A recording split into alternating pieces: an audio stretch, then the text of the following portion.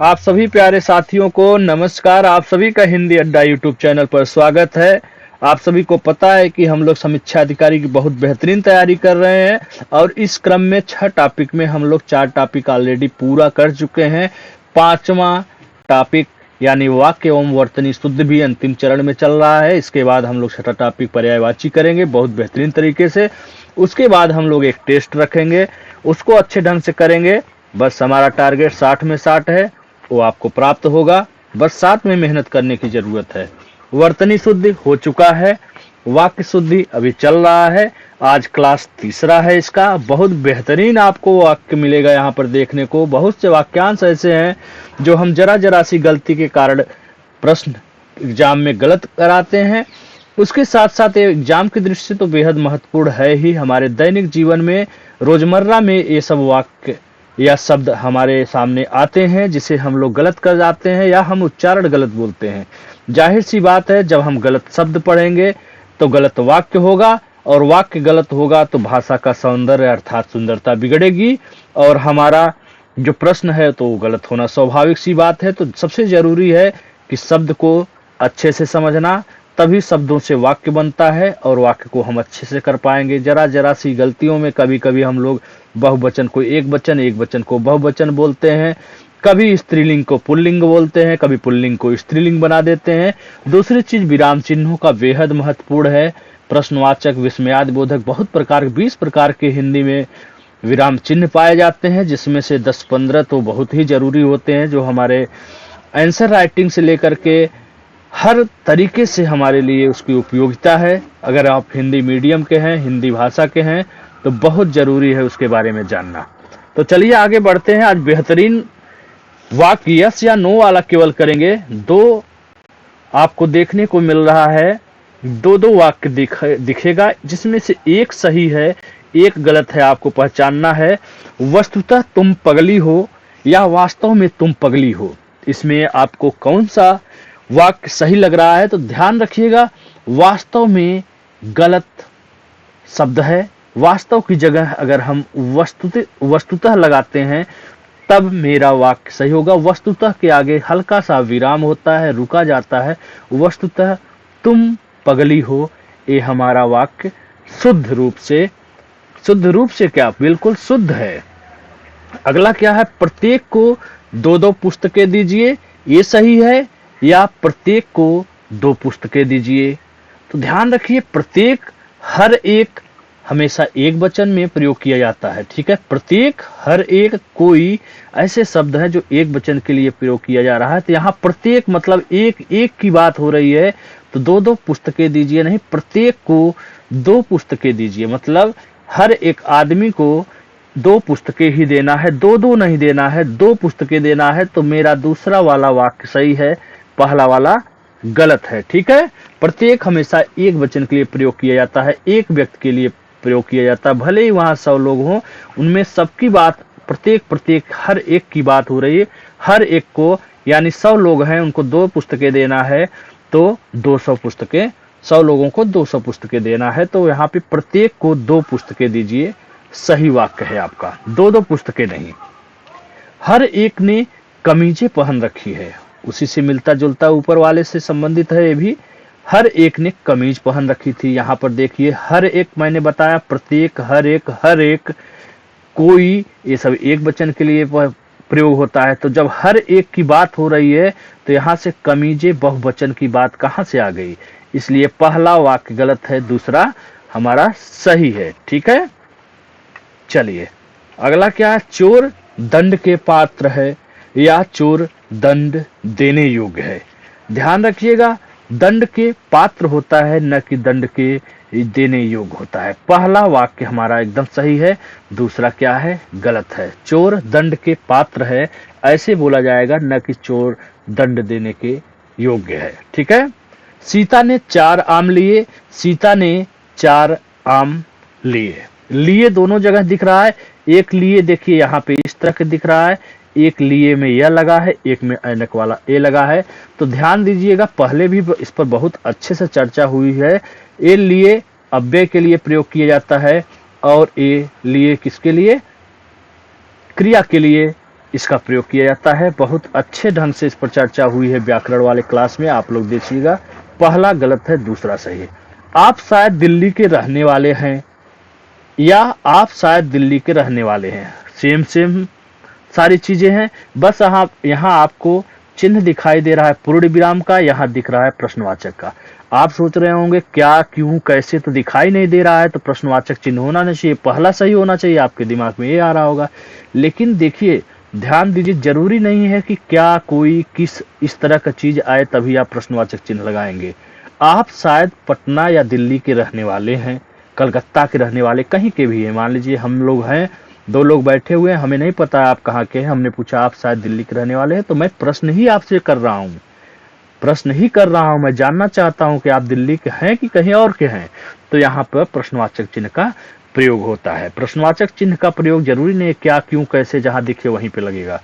व्यंग्यात्मक वाक्यांशों में भी प्रश्नवाचक चिन्ह का प्रयोग होता है।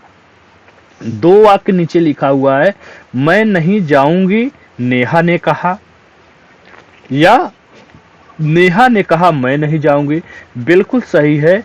यही नेहा के कथन को यहाँ पे एक और डबल इन्वर्टेड कामा, जिसे उद्धरण चिन्ह कहा जाता है, एक सिंगल होता है, एक डबल होता है। अब ये आपका सही हुआ है, जबकि ये उल्टा लिखा हुआ है। नेहा संज्ञा को बाद में कर दिया गया है।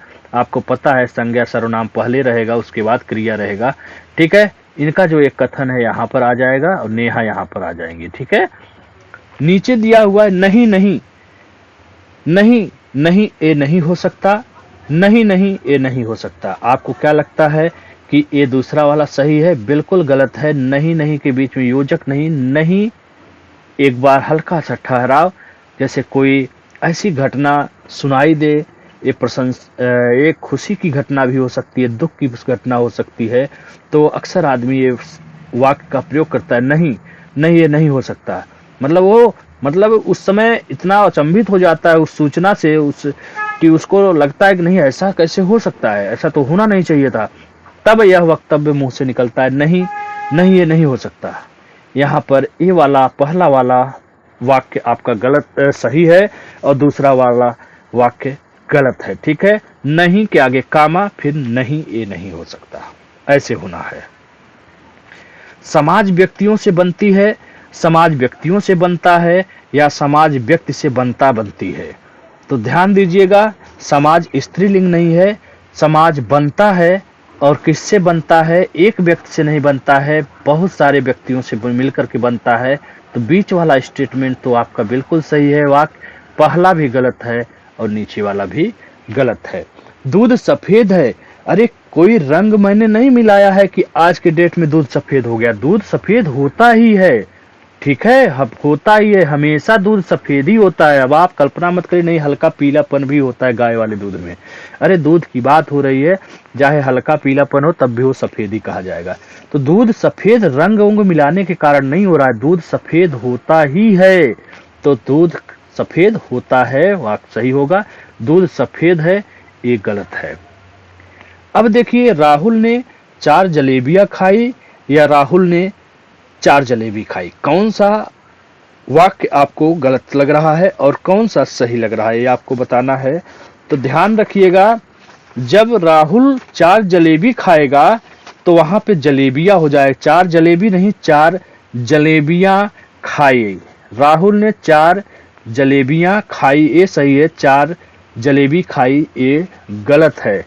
ठीक है, इसी तरह मिलता जुलता नीचे देखिए, राम ने 4 किलो जलेबियां खाई। अब 4 किलो की बात होगी तब यहाँ जलेबियां नहीं जलेबी लगेगा, तब यहाँ पे इस तरह का वाक्य गलत हो जाएगा, सही हो जाएगा, पहला वाला गलत हो जाएगा।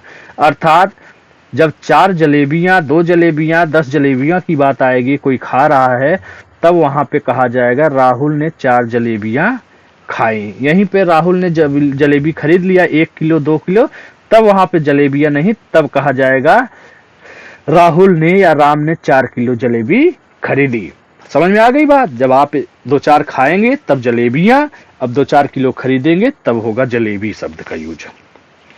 बहुत जरूरी है इन सब में अंतर समझना।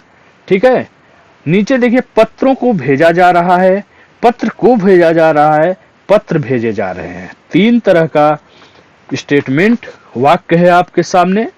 आपको पता होना चाहिए कि पत्रों को भेजा जा रहा है। अरे भाई, पत्र तो ढेर सारे ही भेजे जाते हैं, तो पत्रों का कोई मतलब नहीं है। पत्र को भेजा जा रहा है। को का प्रयोग अनुचित है दोनों में। पहला तो को का प्रयोग अनुचित है दोनों में।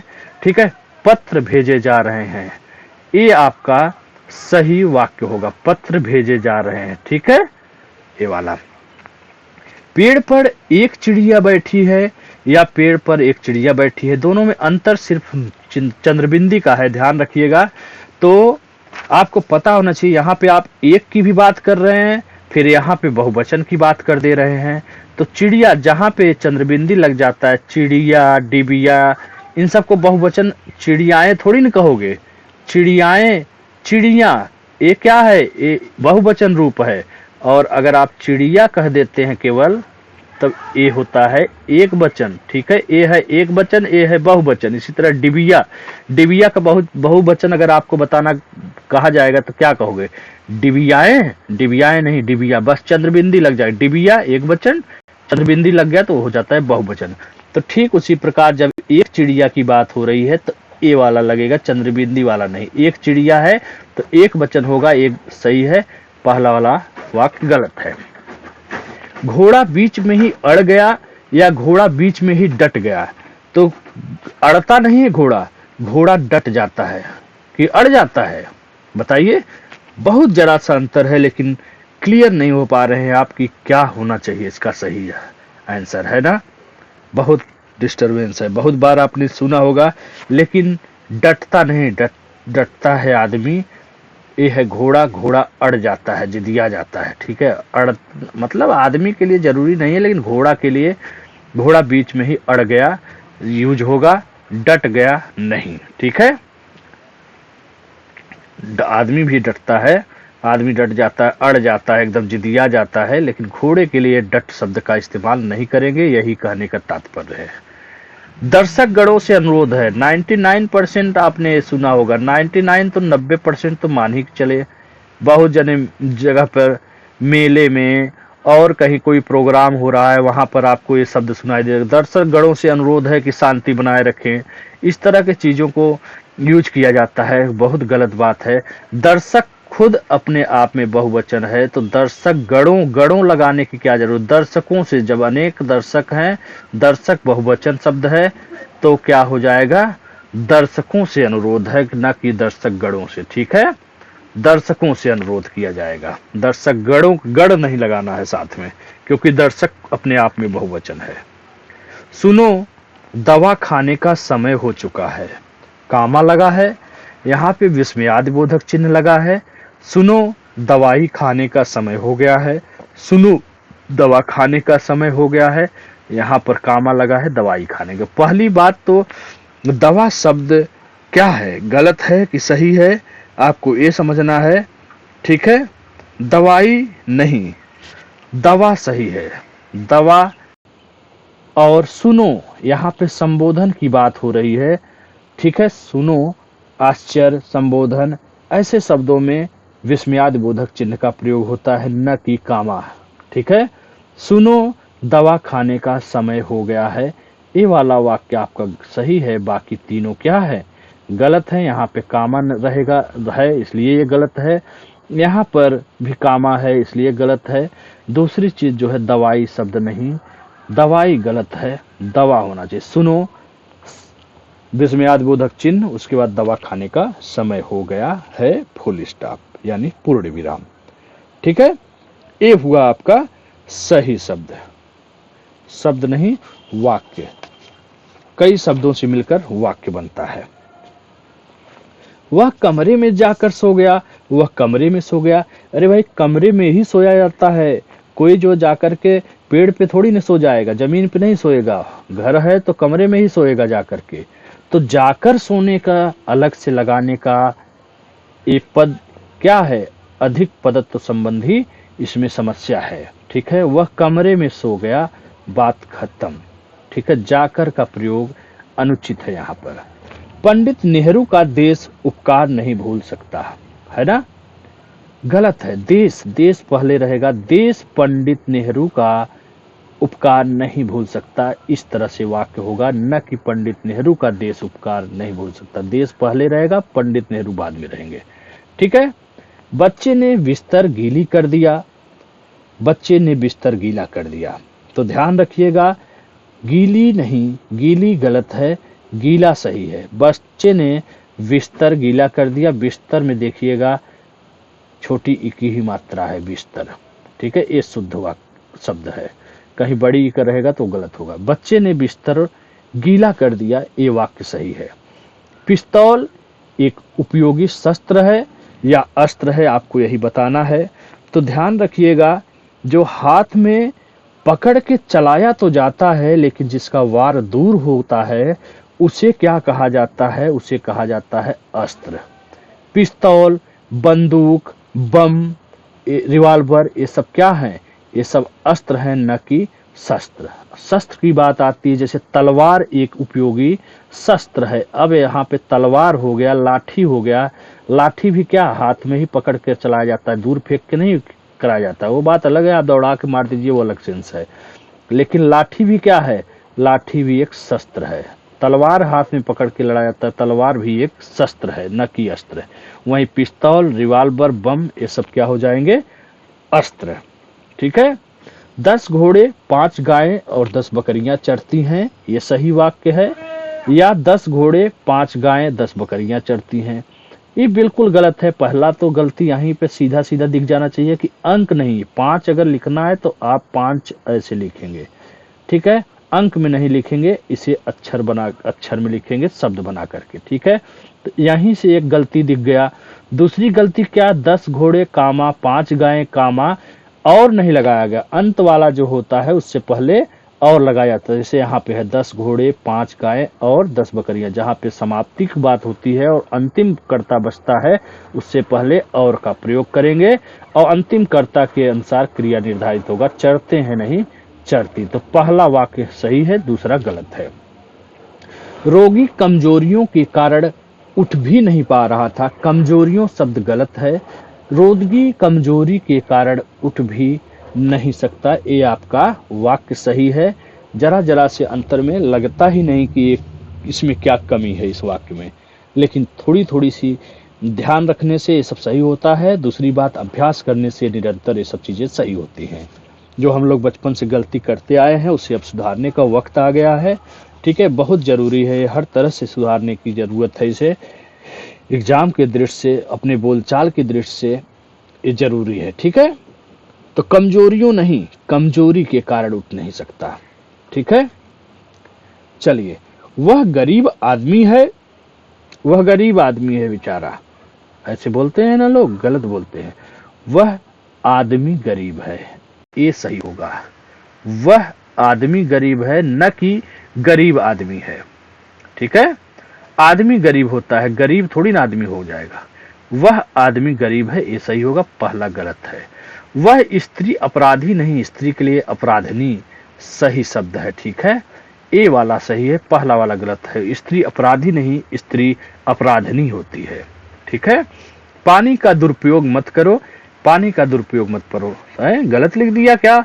सेम सेम तो दिख रहा है। नहीं, ध्यान से देखिए, दुरुपयोग में बड़ा वाला रू लगा है, ऐसे मुड़ा हुआ है र में, और नीचे वाले दुरुपयोग में ए वाला र है, तो यही सही है, इसीलिए दूसरा सही है, पहला गलत है। ठीक है, जरा जरा से अंतर में।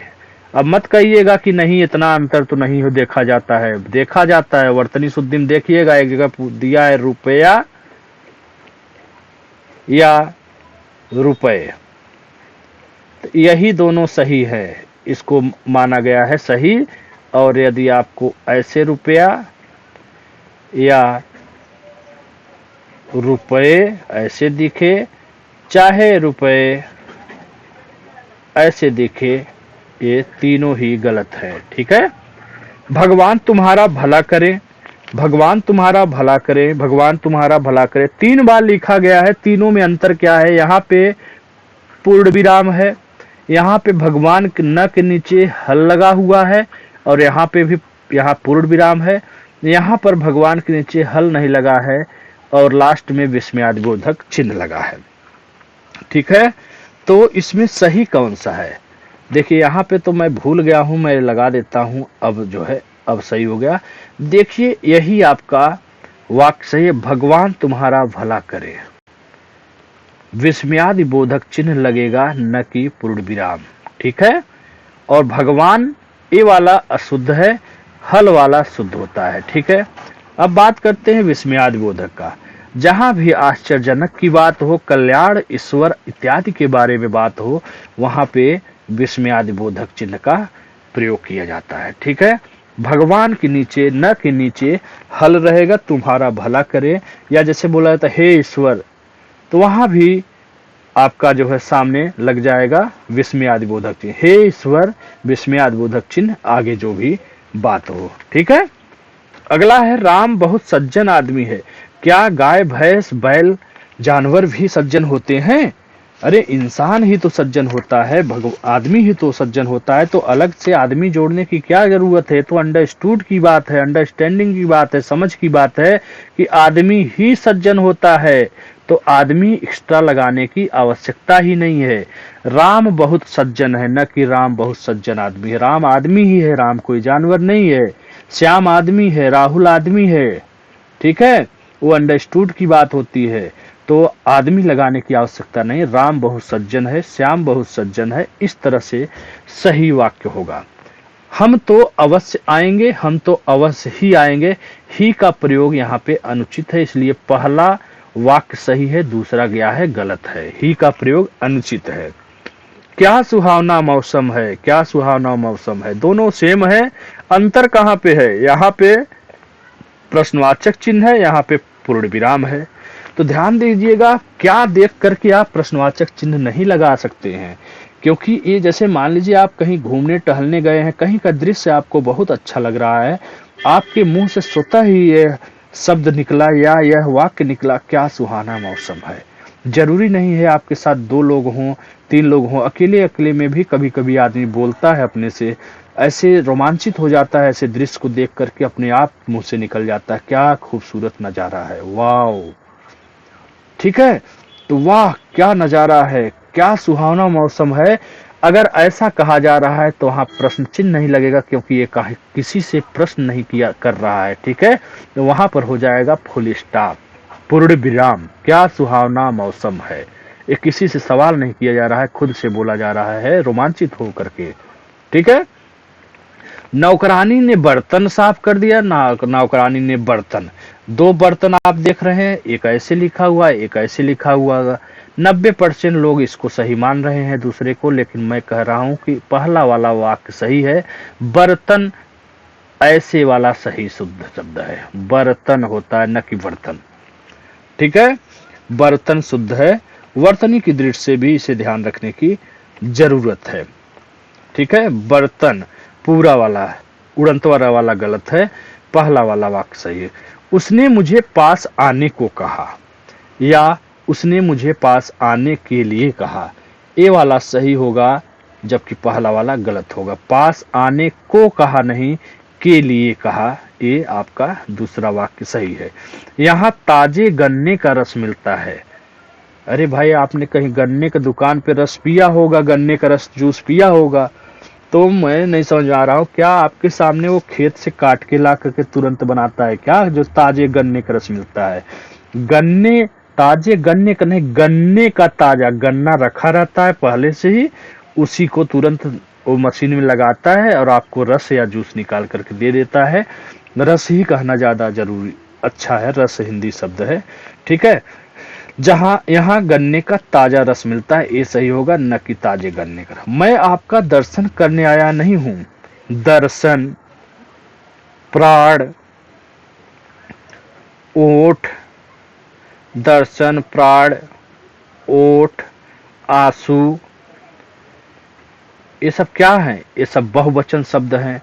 तो मैं आपका दर्शन करने आया हूं नहीं, मैं आपके दर्शन करने आया हूं, ये वाला सही होगा, पहला वाला गलत है।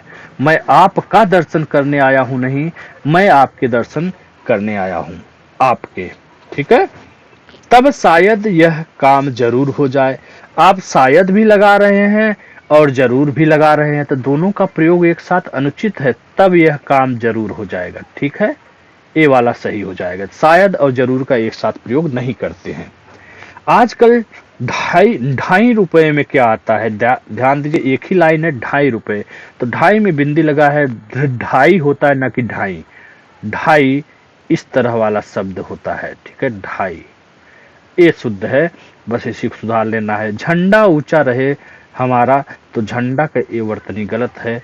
झंडा कैसे लिखेंगे आप? ठीक है, हमारे अध्यापक प्रश्न पूछते हैं, नहीं मैं तो प्रश्न करता हूं। ठीक है, मेरे अध्यापक प्रश्न करते हैं, पूछते नहीं। पूछते हैं गलत है, प्रश्न करते हैं दूसरा वाक्य सही होगा। हमारे अध्यापक प्रश्न करते हैं, ये वाला शुद्ध है। आज रात तुमसे बहुत सी बातें करनी है। हाँ बिल्कुल बात करिए, लेकिन परीक्षा का भी ध्यान रखिए, खूब बात करिए, पेपर ऊपर दे लो भैया, खूब अच्छे से बात करना। तो ध्यान रखना, बहुत सी के बीच में जहां भी सा से सी लगता है उसके बीच में योजक चिन्ह लगाया जाता है, इसलिए पहला वाला गलत है और दूसरा वाला वाक्य सही है जिसमें योजक चिन्ह दिखाई दे रहा है। आज तुमसे बहुत सी बातें करनी है। चलो बहुत अच्छी बात है, खूब बात करो, थोड़ा परीक्षा का ध्यान रखिए और उसके बाद बात करिए ढेर सारी और मुस्कुराइए और इस चैनल को आगे बढ़ाइए।